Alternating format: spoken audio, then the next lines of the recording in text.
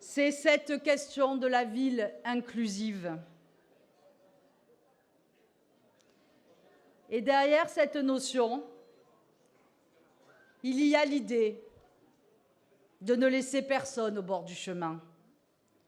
Ce souci d'inclusion, il s'exprime d'abord et prioritairement à l'adresse des plus fragiles. En 2018, nous avons été partenaires des Journées du handicap, organisées notamment par la JCM Catalan. Nous travaillons aussi sur les problématiques d'accessibilité, de mobilité pour les malvoyants, avec l'association des Cannes Blanches. Notre mairie de secteur soutient aussi le programme Coco Velten, destiné aux sans-abri. Une problématique qui nous ramène aux douloureux épisodes que nous avons traversés et à la nécessité d'œuvrer en commun, pour régler toutes les questions en lien avec le logement et la précarité. La situation des jeunes est l'objet d'une préoccupation permanente de notre part. Un des premiers actes de notre mandature, cher Dominique, a été de réaliser, à la demande des jeunes, un city-stade à Corsec. Un deuxième city-stade a depuis été réalisé à Velten. Et dans un même souci de solidarité, nous avons organisé et participé à des réveillons solidaires, chère Farida Ben Saïd, cher Christian Couton, à l'attention des plus démunis.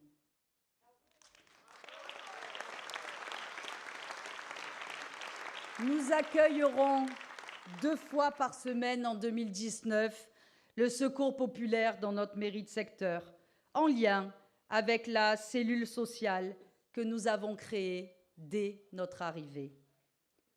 La situation des femmes est aussi au cœur de nos préoccupations. Nous nous honorons qu'à ce titre, une habitante et commerçante de Belzins, Madame Mansour, que je félicite à nouveau, ait récemment été distinguée par un prix de la Chambre des métiers en qualité de brodeuse. Je vous demande de l'applaudir.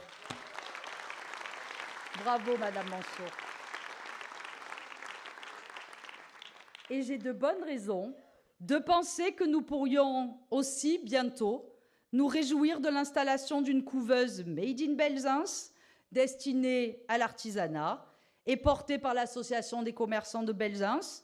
Merci à Thérèse Basse, merci à Ali Timizar, ici présent pour ce beau projet.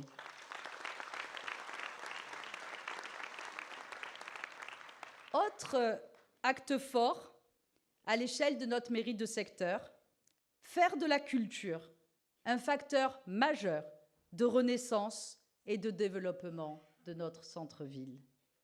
La culture est par essence un merveilleux moyen d'ouverture et de partage, un puissant vecteur d'émancipation économique et sociale. Notre nouvelle mairie y joue désormais un rôle central. Par la seule année 2018, nous avons hébergé des œuvres, celles d'Antonin Eck, de Charles Rutilly, de Gérard Detaille, que je salue chaleureusement, ainsi qu'une magnifique exposition de photos sur le monde des abeilles d'Hugues Charrier. Et là, un grand merci à Thomas de Villancourt, qui a été véritable artisan de cette exposition. Merci également à Cathy Jalino, à Jean-Christophe Harry, à Jean Roata, de m'avoir aidé à donner à ce lieu de vie et de culture qui est désormais devenu notre nouvelle mairie de secteur, véritable maison commune de tous les Marseillais.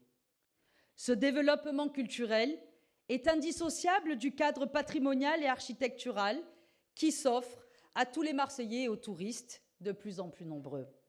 L'artère mythique de notre ville est mise à l'honneur chaque dernier dimanche du mois par les dimanches de la Canebière qui reprennent au mois de février dans la suite de la Biennale internationale des arts du cirque. Les dimanches de la Canebière qui, je le rappelle, sont la préfiguration du centre-ville et de la ville de demain. En 2019 et 2020, la magnifique église des Réformés va faire l'objet d'un grand lifting, ma chère Cathy Pila, et retrouvera sa place dans un grand ensemble architectural totalement transformé par l'arrivée du cinéma Artplex, de la maison du jazz, de la brasserie, du théâtre, du gymnase.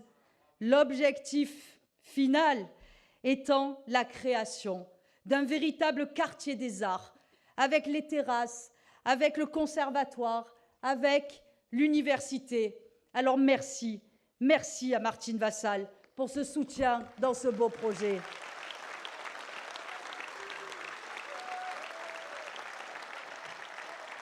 Merci à Yvon Berland, Robert Fouché, Dominique Bluzet pour leur fidèle collaboration.